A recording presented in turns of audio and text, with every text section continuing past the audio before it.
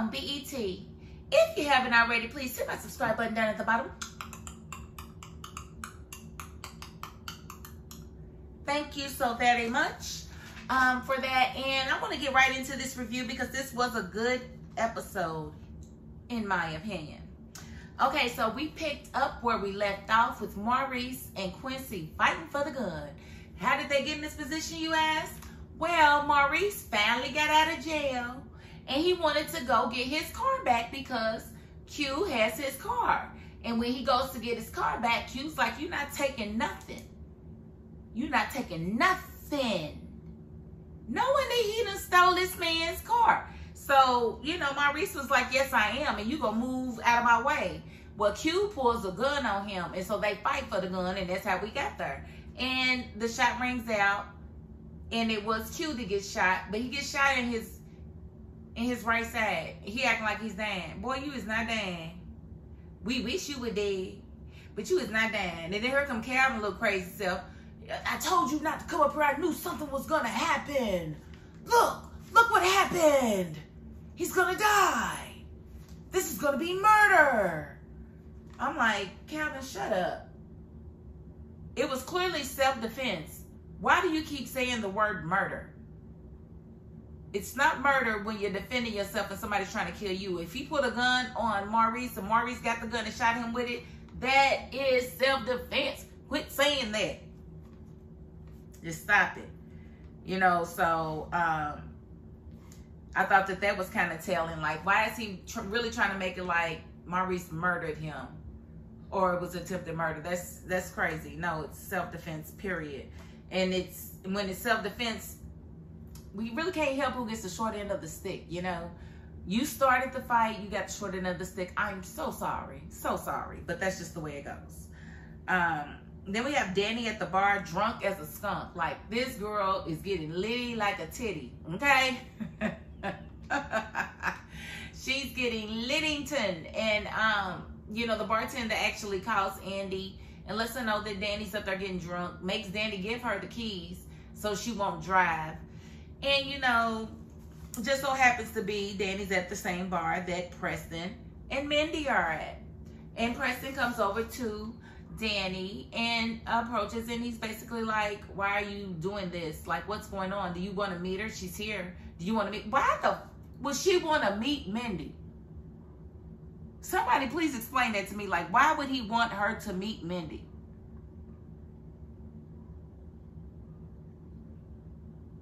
She says no. He moseys on back over to Mindy, and they finish having their dinner or whatever. And, you know, the girls start to show up, and they definitely showed up for her. All three of them, Sabrina, Andy, and Karen. Because, you know, once Andy got the call, she called Sabrina and Karen, and they came on through. And so Danny she's just really reeling from the whole Preston situation, and then the situation with the girls trying to read her. And when she read them for filth. So she's definitely feeling her alcohol tonight. And she goes over to Preston's table to have a talk with him and Mindy. And it was comedy. She basically looked at Mindy's ring and said, oh, that ring looks like sort of like the one you tried to give me. And so she broke it down to Mindy like, you do know that he gave you the ring that I didn't want. And she was like, well, I want him to be clear. It's fine. I want him to be clear before we get married. Girl, you still gonna marry this man? You not about to recycle no ring on me? Like, how you gonna give me a hand-me-down ring? This wasn't... I was not in your thoughts when you bought this ring. This is crazy. And he says that he's never been in love like this before. And Mindy thought he was talking about her. And Danny definitely corrected her. She's like, who you think you're talking to? I've never been in love like this before. You think it's you? You think it's me? What do you want to do? Spin the bottle? I was like, it was kind of funny and comical. And he tells Danny that he's gonna take Mindy back to the hotel and he's gonna come and talk to her. And then it was like, I don't know no woman that's gonna allow their man to drop them off so that they're gonna talk to another woman. She said, but you white girls, you white. It was funny to me. I definitely think she did her thing in that scene and got all of her points across. Then we see Aaron and Karen. Well, his little girlfriend shows up at the shop and claims that he made her believe that she was the only one and that he's a womanizer and all of these things. And so Karen is definitely taking a step back, like, what in the world is going on? I knew it was something off about you, but I didn't know exactly what it was, right? So she agrees to meet up with him, and she wants to know exactly what's going on. And he tells her, well, he's like, well, I met her, and we kind of started seeing each other. And Karen was like, well, you don't think it was important for you to tell me that you were seeing somebody else? And he said, well, you didn't really know what you wanted to do with me. And that's true, because you have been flimsy, back and forth. You have been ping-ponging this man. So I don't blame him for seeing somebody else.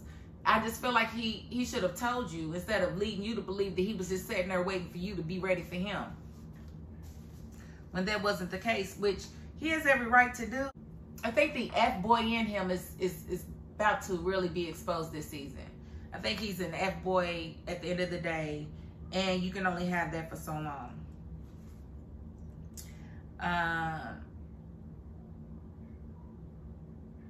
And now, you know, when they get home, Calvin and when Maurice and Calvin get home, Maurice is basically having to defend himself against Calvin, because Calvin's like, I don't want him to die.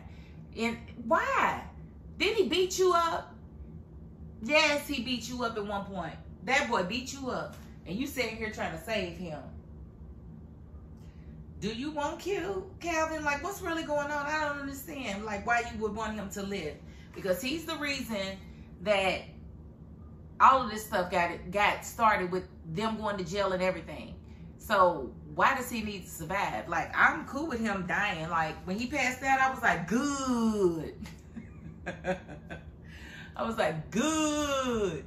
So go on, Astra. Thank you, baby girl. It's the cat. So I'm good with him passing. I you know, definitely don't need to see him ever again, but we're gonna see him. We'll definitely see him again, because they carried him away on a stretcher instead of a stretcher with a white sheet over it. I was like, pull the sheet, but they never pulled it. So he's still alive. Oh, yeah. Okay, so Gary laying in her bed, in Andy's bed, with rose petals on his private. That was, I didn't like that scene at all. And that would not have made me want to rush home. It would have made me want to rush home and wash my sheets.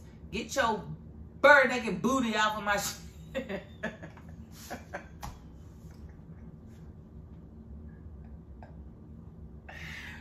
I mean, I don't see what she sees in him, but she sees something. Unfortunately, we didn't get to see Robin this episode, but, you know, leave it to Andy. You know, she gonna find her doggone Gary now. You ain't gonna keep her from Gary. And Sabrina tried to ask her, she's like, is that Gary? You seeing him tonight? None of your business, girl. You know she gonna see him. That's her business. Just like you gonna see Calvina, if that's what you want to do.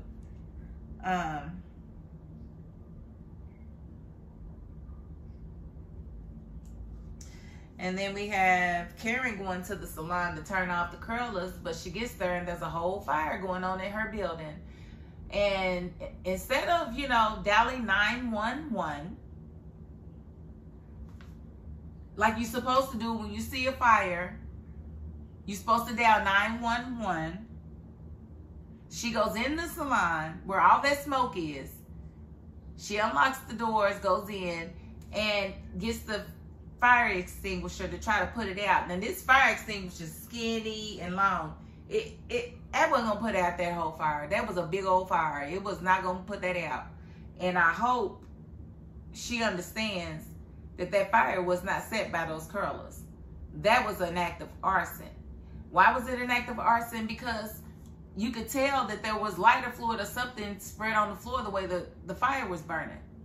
You see, I used to be a fire marshal, and I know how fires... I was never a fire marshal, but it's clear that somebody, you know, set the salon on fire. And I don't know if he's going to try to make it Pam's fault, but I'm pretty sure she's going to make it Pam's fault because Pam sent her that video with the curler being on. And she's like, you're going to burn my place down. And curlers cannot burn your house down. It can't happen.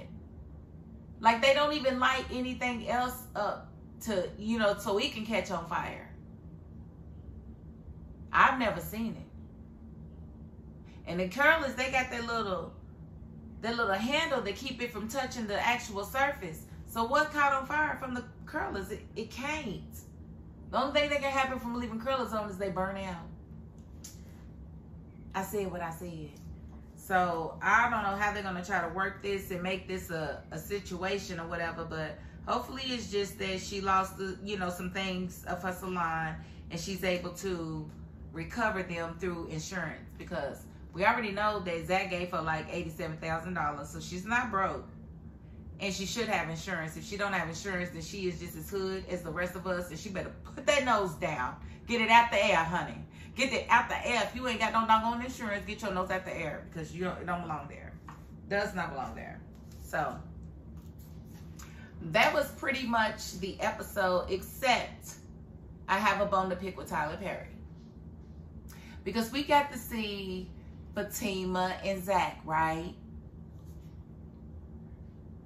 But they was together. And the last time we saw them on Fatima, they broke up. Why are you doing this to us, Tyler? Why can't you get it together? Why can't you get these two shows in sync? Like, this had better be the last season that Zach and Fatima are on this show. They don't belong here. They have their own show. And while things advance on that show, you keep on setting them back when they come to Sisters. And I'm sick of it. I'm sick of trying to keep up. And Fatima's about to come back on. So we about to see what's going on with that. It's about to be Josie. Fatima's coming on next week, y'all. So y'all be ready for that. But yeah, so that was my only other thing. I liked their energy today. It was good. She hollered about she had 7 sexual partners. Girl, boo. You mean to tell me that you only had 7 sexual partners and one of them was hating? Girl, I ain't going for that. I ain't going for that. I ain't going for that. I ain't going for that. You know, you talking about 4 long-term relationships and then 3 randoms. I know, I ain't going for it. I just know. I know hating more than one. Nah, more than 7. 7D. Yeah, about 7D, 70. Plus, you used to talk to the girls and you was talking about how you normally have a tribe. Or you have a group of guys that you date at a time. So, which is it, Fatima? Why are you lying to this man? I was like, girl, boo. That thing loose. Girl, boo. I'm going to go with what you had said before. This boo be at 7. Girl, boo.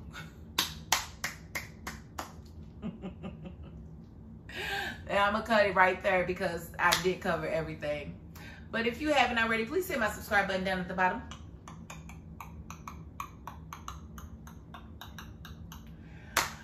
And if you ain't the subscribing type, you know what? You got to the end of this video. And that's more than I can ask of you or anybody. So thank you.